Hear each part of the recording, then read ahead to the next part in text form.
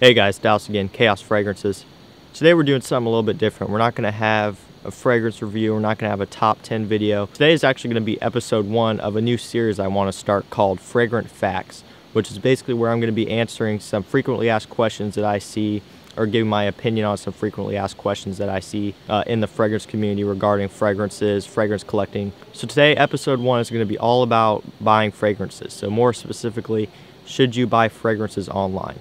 This is a question I get asked a lot, whether it be reading YouTube comments or having family and friends ask me. Actually, just the other day at work, I had someone ask me, he's like, "Where do you buy all your fragrances at?" And I told him, I'm like, "Buy them all online." He couldn't really believe me. He's like, "Oh, really?" So just want to cover this real quick. So I do buy all of my fragrances online out of my whole collection. Like I said before, I don't have the biggest collection compared to some of these other guys yet. Probably about 25-30 bottles so far.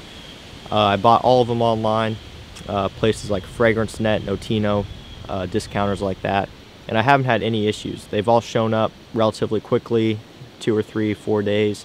None of them showed up damaged. The packaging has always been really well, and I haven't received any fakes either, at least as far as I'm aware. If I have, they did a good job at hiding it. So definitely haven't had any issues as far as buying online. And as far as places where you should buy from, like I said, Fragrance, a good one. Notino is probably one of my favorites.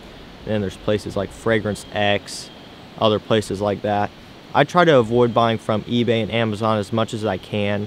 Obviously, if a fragrance is only going to be available on like eBay, which for example, my last review, Club de Nuit Intense, I had to buy that off of Amazon, I think, because I couldn't find it on any of the discounters or anything like that. So, and again, I didn't have any trouble with that, but I typically try to avoid eBay and Amazon, just kind of like a last resort type of thing. Probably wouldn't recommend going out and buying some expensive fragrances off those websites just in case, but again, totally up to you. It's your money. As far as why to buy fragrances online, the main reason is because you can get them at a discounted price.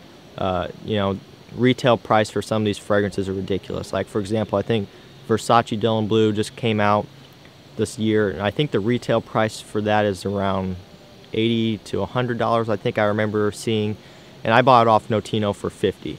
And smelling that fragrance to me definitely isn't worth $100. So that's just something to keep in mind. Discounters, you definitely can get it at a better price. Like all the niche fragrances like Creed. You can get Creed Aventus for like $300 on a discounter, and I'm pretty sure the retail is probably $400-ish, I would assume.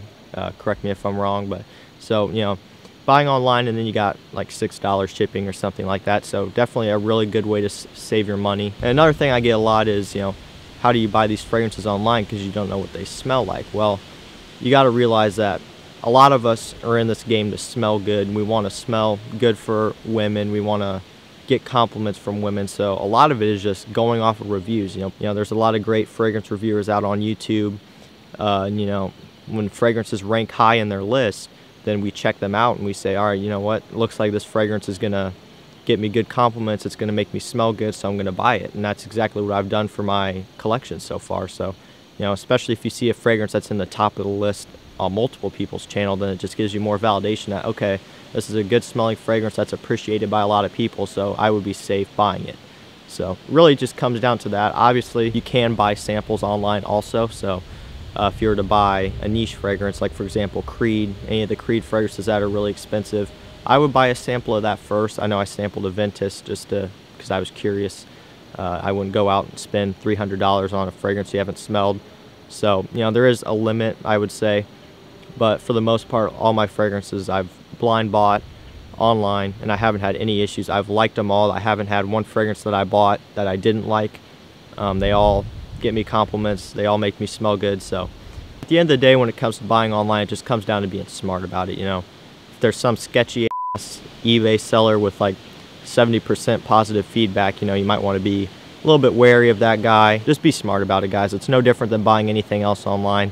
Do your research, price shop a little bit, see what looks good, and then just pull the trigger on it. So I think that's about it. So to answer the original questions, should you buy fragrance online? The answer is yes.